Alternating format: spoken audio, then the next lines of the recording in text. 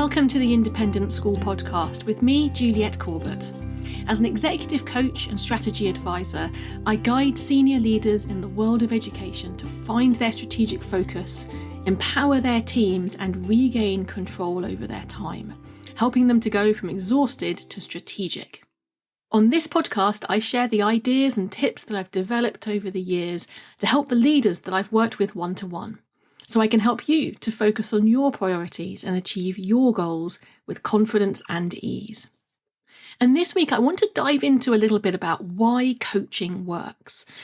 One of the things that we know is growing in the educational sphere, and in fact across all areas of life, is the growth of coaching and a real recognition that it can have really positive benefits for both the individual leaders who are receiving executive coaching and for those who they lead as well.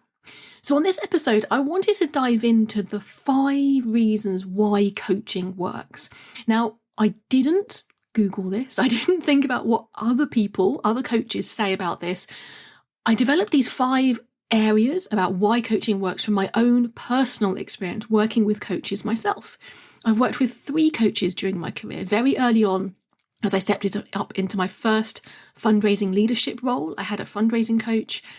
More recently, I had an executive coach helping me with the dynamics of leadership within organisations.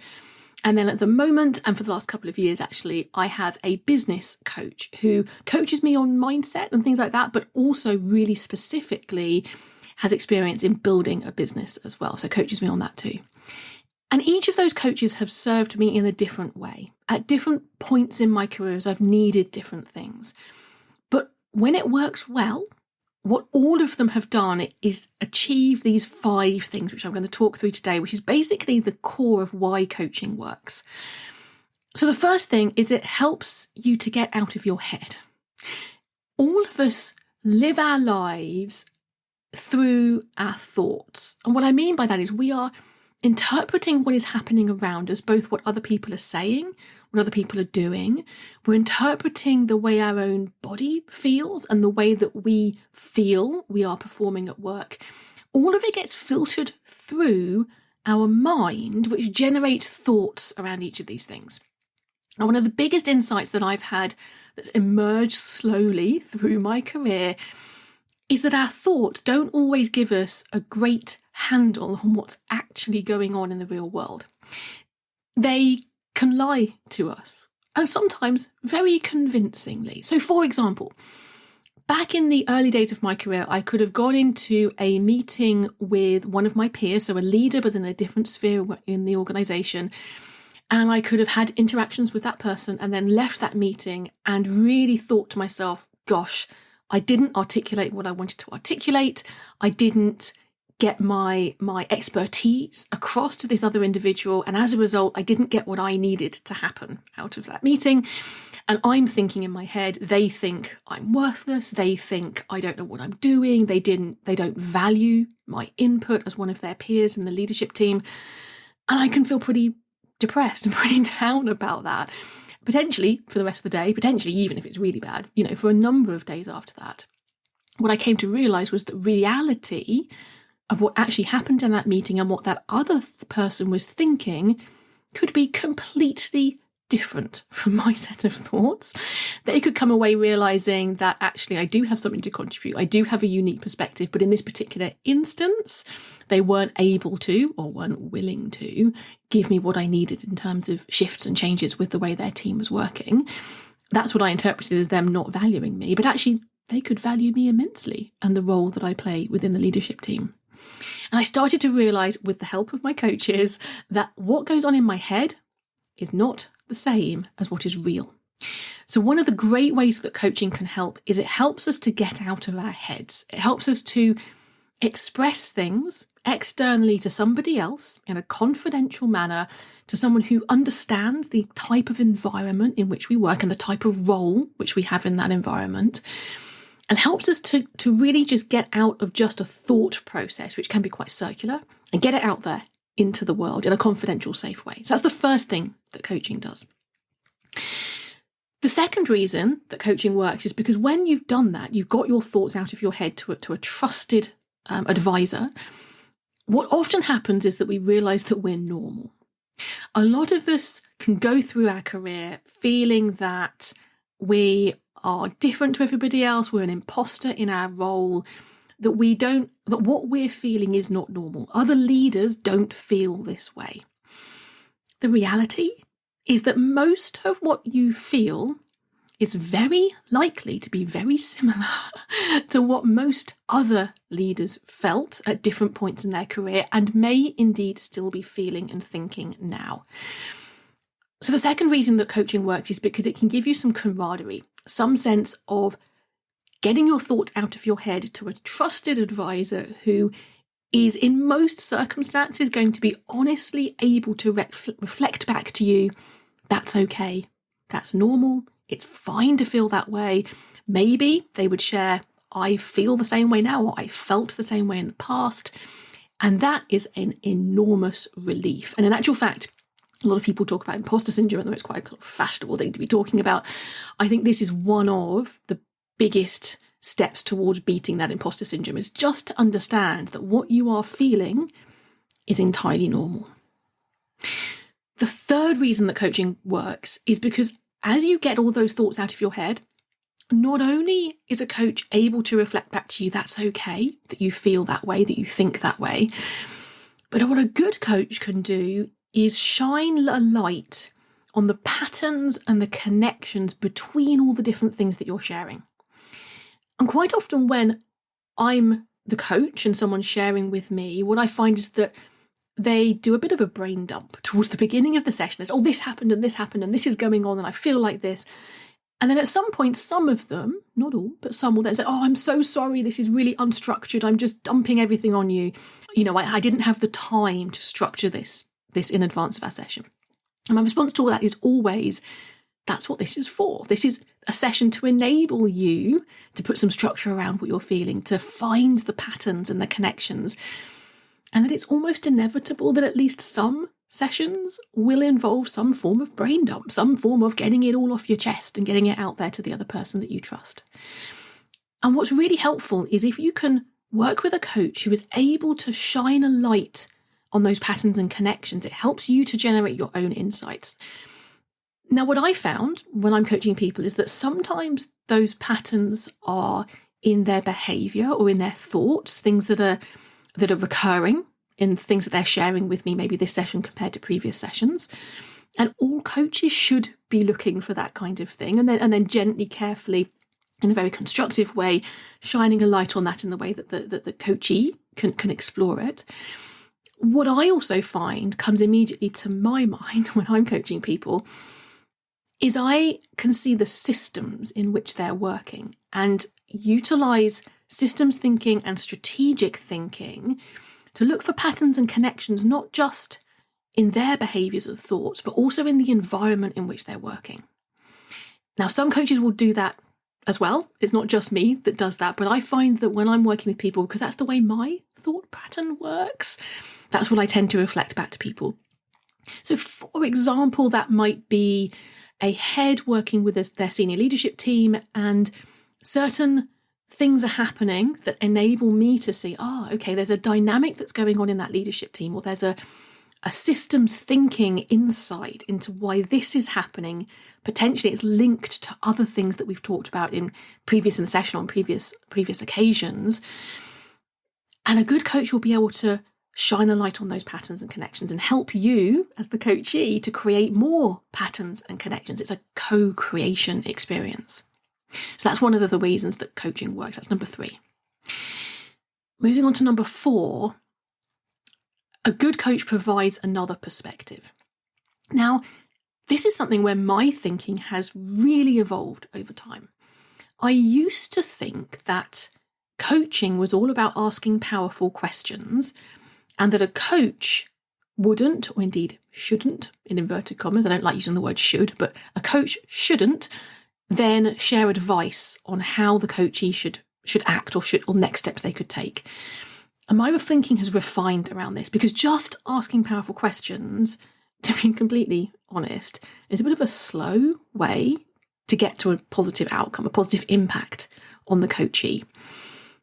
The way I've come to think about this is that a good coach is able to provide another perspective on the things that the coachee is sharing.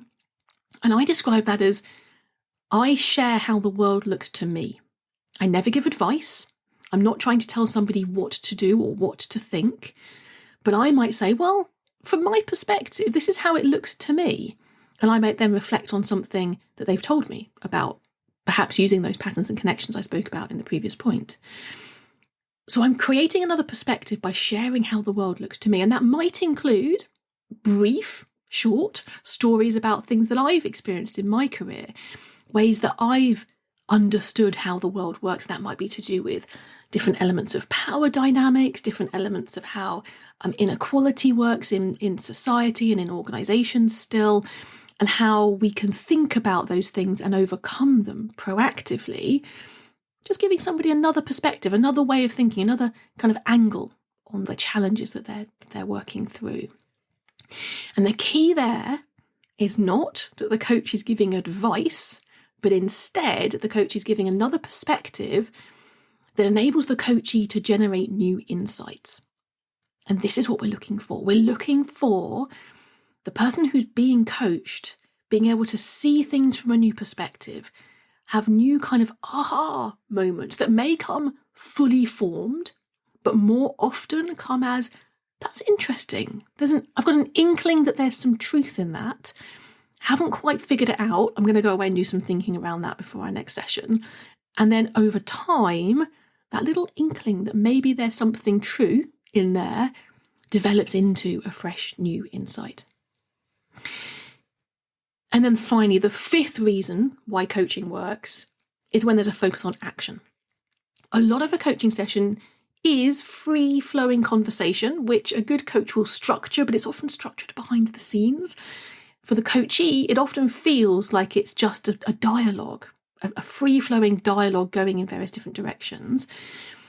But it has to end with some sense of action. And not being overwhelmed by 15 action points you're going to complete by the next session, but instead self-identifying the couple of things you're going to do before the next session. Depending on the time frame between that, if it's a month away, that might be a couple of relatively big things you might want to work on. If the time frame is much shorter, then obviously it'll be a couple of slightly smaller things. But the important thing here is that the person who's being coached generates those actions. Again, you don't tell anybody what to do. You can't tell an executive leader what to do. They know what they want to do next. The insights generate the next actions. And then the second part of that is, if there isn't an obvious action, sometimes the action is, I'm going to think on this. Sometimes in one of the coaching sessions that I run, sometimes someone will say, there is so much there. I just need some time to unpack all of that, step away, reflect, and I'll come back to you next time and we'll see what's stuck with me. Basically, what's lodged in my head and I couldn't stop thinking about it between the sessions, or what got hidden away and I didn't really realise it was helpful until suddenly I was in a meeting, I was in a moment in time where I needed that piece of advice and it suddenly popped into my head. Oh yeah, Juliet was talking about this thing. I wonder if it will work in this circumstance. I gave it a try. This was the result. Either did or didn't work, doesn't matter, but there was some kind of learning from that process. So sometimes the action is, I'm going to ponder, reflect, sit in this new insight or this new inkling that something might be true. And then in the next session, it's more geared around continuing the conversation, which then may, hopefully, result in a slightly more concrete action after the following session. So I'm sure that you can Google, I'm sure there are, there's probably about millions of blog posts out there about why coaching works. That's what it feels like to me. That is why coaching has worked for me with the 3 coaches that I've used at different stages of my career. And it's why coaching works for the people that I coach as well. And what all of these things are based on is one key foundational issue, and that is the critical importance of trust between the coach and the coachee. It matters both ways, but the most important part of that relationship is that coachee genuinely and deeply trusts their coach. To be able to share vulnerabilities with that coach, to be able to know that that information is not going to go any further.